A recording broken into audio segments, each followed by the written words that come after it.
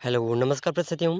देखिए साथियों, सीटी 12th लेवल की तैयारी के लिए हम कुछ महत्वपूर्ण प्रश्न देख रहे हैं और जो भी विद्यार्थी सीटी एग्ज़ाम की तैयारी कर रहे हैं, उनके लिए ये प्रश्न बहुत ही महत्वपूर्ण रहने वाले हैं।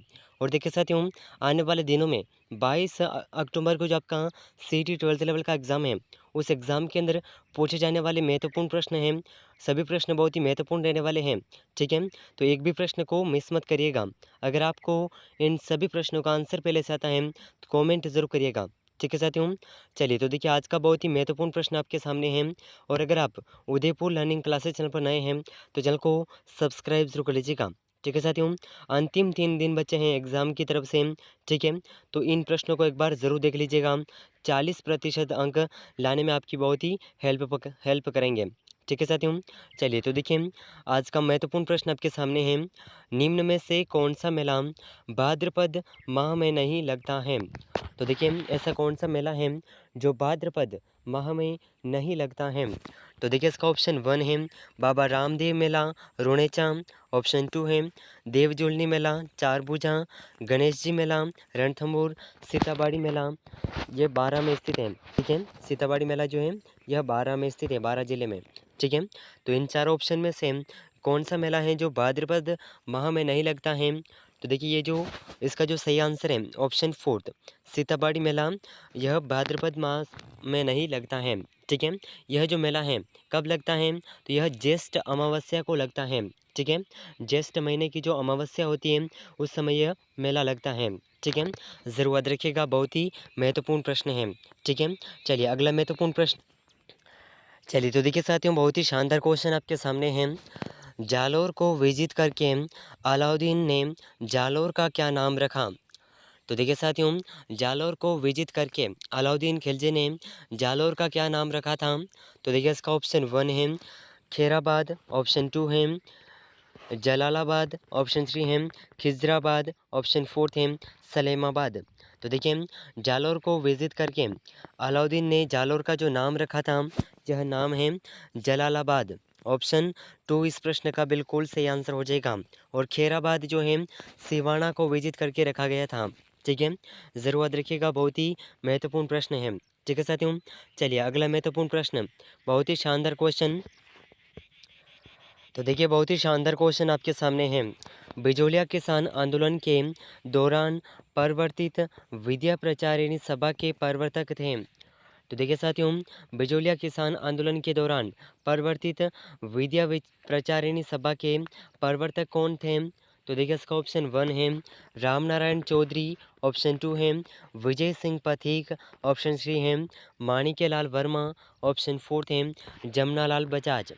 तो देखिए साथियों, इन चारों ऑप्शन में से बिजोलिया किसान आंदोलन के दौरान परिवर्तित विद्या प्रचारिणी सभा के प्रवर्तक जो थे यह हैं विजय सिंह पथिक, ठीक है।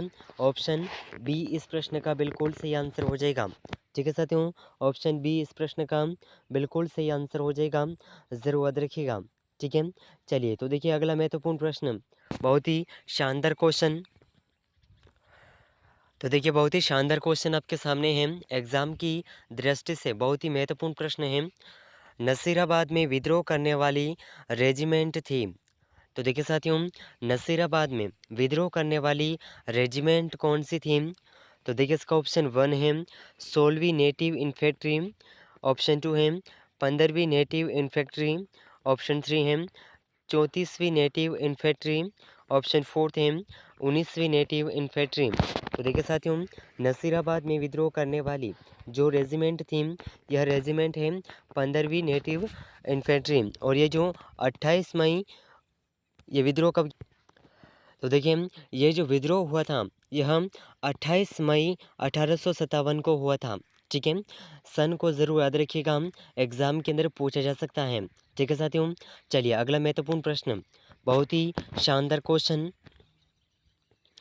चलिए तो देखिए साथियों, बहुत ही शानदार क्वेश्चन आपके सामने है। किस मारवाड़ नरेश ने मुगल सम्राट औरंगजेब के साथ सहयोग की नीति अपनाई? तो देखिए साथियों, ऐसे कौन से मारवाड़ नरेश हैं जिन्होंने मुगल सम्राट औरंगजेब के साथ सहयोग की नीति अपनाई थी? तो देखिए ये कौन से सम्राट थे? तो देखिए इसका ऑप्शन 1 है जसवंत सिंह प्रथम, ऑप्शन 2 है जसवंत सिंह द्वितीय, ऑप्शन 3 है राव मालदेव, ऑप्शन 4 है इनमें से कोई नहीं। तो देखिए साथियों इन चारों ऑप्शन में से वह मारवाड़ नरेश जिसने मुगल सम्राट औरंगजेब के साथ सहयोग की नीति अपनाई, ये मारवाड़ नरेश है जसवंत सिंह प्रथम। ठीक है, तो इस प्रश्न का ऑप्शन ए बिल्कुल सही आंसर हो जाएगा। ठीक है साथियों, ऑप्शन ए इस प्रश्न का बिल्कुल सही आंसर हो जाएगा, ज़रूर याद रखिएगा। और देखिए साथियों अगर आप उदयपुर लर्निंग क्लासेस चैनल पर नए हैं तो चैनल को सब्सक्राइब जरूर कर लीजिएगा। ठीक है, बहुत ही महत्वपूर्ण प्रश्न रहेंगे। तो देखिए अगला महत्वपूर्ण प्रश्न बहुत ही शानदार क्वेश्चन। तो देखिए बहुत ही शानदार क्वेश्चन आपके सामने है। अकबर द्वारा राणा प्रताप को अधीन करने के लिए कई सेनापतियों के नेतृत्व में अभियान भेजे गए, जिनमें से निम्न में से कौन सा नहीं है। तो देखिए साथियों यहाँ पर इस प्रश्न के अंदर पूछा गया है कि अकबर द्वारा जिन सेनापतियों को भेजा गया महाराणा प्रताप को अधीनता स्वीकार कराने के लिए, उनमें से कौन सा सेनापति महाराणा प्रताप के पास अधीनता का प्रस्ताव लेकर के नहीं गया था। ठीक है, तो देखिए इसका ऑप्शन 1 है मान सिंह, शाहबाज खान, जगन्नाथ कछवाहा, खुर्रम। तो देखिए इन चार ऑप्शन में से जो महाराणा प्रताप के साथ में सेना लेकर के अधीनता स्वीकार करवाने नहीं गया था, जिसे अकबर द्वारा नहीं भेजा गया था, तो यह है ऑप्शन 4 खुर्रम। ठीक है, तो इस प्रश्न का ऑप्शन 4 बिल्कुल सही आंसर हो जाएगा। ठीक है साथियों, ज़रूर याद रखिएगा, बहुत ही महत्वपूर्ण प्रश्न है। ठीक है, चलिए अगला महत्वपूर्ण प्रश्न बहुत ही शानदार क्वेश्चन। तो देखिए बहुत ही शानदार क्वेश्चन आपके सामने है, बहुत ही महत्वपूर्ण प्रश्न है, ज़रूर याद रखिएगा। ठीक है, 1815 ईस्वी के बुचकला अभिलेख में किस शासक की उपाधि परम बट्टारक महाराजा धीराज परमेश्वर बताई गई है। तो देखिए 1815 के जो बुचकला अभिलेख हैं जिसमें ऐसे कौन से राजा हैं जिनकी उपाधि परम बटारक महाराजा धीराज परमेश्वर बताई गई हैं, तो उन शासक का नाम बताया पूछना है, यहाँ पर हमें सेलेक्ट करना है। तो देखिए इसका ऑप्शन 1 है नागभट्ट द्वितीय, वत्सराज, देवपाल और महिपाल। तो देखिए इन चारों ऑप्शन में से जो इस प्रश्न का सही आंसर है, यह सही आंसर हो जाएगा ऑप्शन 1 नागभट्ट द्वितीय। ठीक है, इस प्रश्न का ऑप्शन 1 बिल्कुल सही आंसर हो जाएगा। ठीक है साथियों, चलिए अगला महत्वपूर्ण प्रश्न।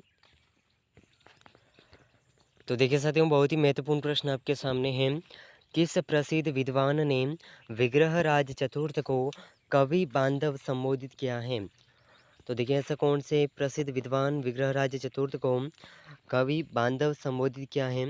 तो देखिए इसका ऑप्शन 1 है चंद्र बरदाई ने, जयानक ने, नयन चंद्र सूरी ने, ऑप्शन 4 है सोमदेव ने।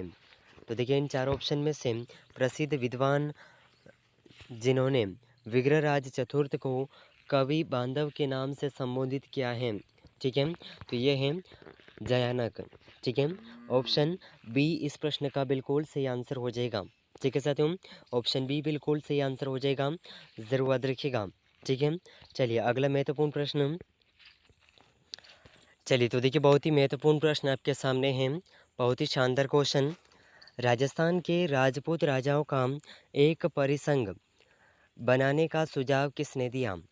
तो देखिए राजस्थान के राजाओं का एक परिसंघ बनाने का जो सुझाव है किसके द्वारा दिया गया था। तो देखिए इसका ऑप्शन 1 है चार्ल्स मेटकाफ द्वारा, लॉर्ड कैनिंग द्वारा, कार्नवालिस द्वारा, विलियम हंटर द्वारा। तो देखिए इन चारों ऑप्शन में से जो इस प्रश्न का सही आंसर है, यह सही आंसर हो जाएगा राजस्थान के राजपूत राजाओं का एक परिसंघ बनाने का जो सुझाव है यह चार्ल्स मेटकाफ द्वारा दिया गया था। ठीक है, तो इस प्रश्न का ऑप्शन 1 बिल्कुल सही आंसर हो जाएगा।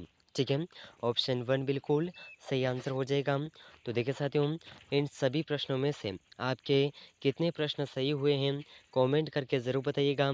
और देखिए कल हम इस चैनल पर लाइव सेशन शुरू कर रहे हैं। ठीक है, कल हम लाइव सेशन करेंगे जिसमें बहुत ही महत्वपूर्ण प्रश्न होंगे, तो उस लाइव सेशन को ज्वाइन ज़रूर करिएगा, बहुत ही महत्वपूर्ण प्रश्न रहेंगे। ठीक है। अगर आप उदयपुर लर्निंग क्लासेस चैनल पर नए हैं तो चैनल को सब्सक्राइब ज़रूर कर लीजिएगा, ठीक है। और इस क्लास को अपने साथियों के साथ शेयर ज़रूर करिएगा। मिलते हैं अगले महत्वपूर्ण प्रश्नों के साथ में, तब तक के लिए जय हिंद, जय भारत।